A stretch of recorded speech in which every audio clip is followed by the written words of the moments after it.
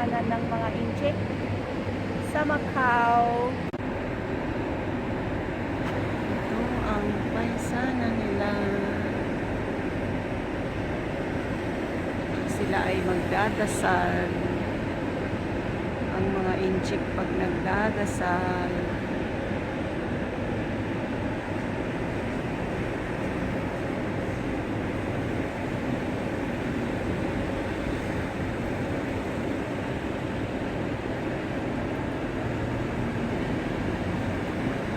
kanilang Buddha.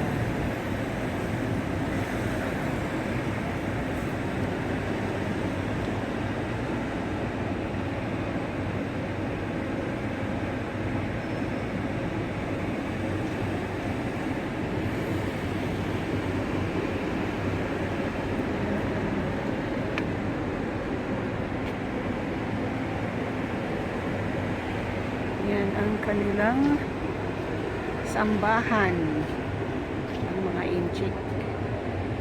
Sambahan ng mga Inchik.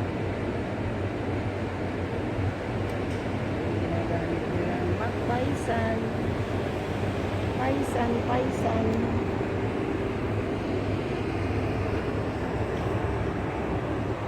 Hindi sila nagpapaisan.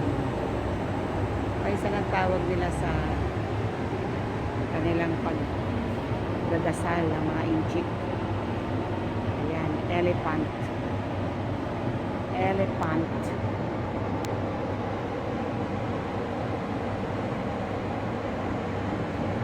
Ayan ang sambahan ng mga Inchik.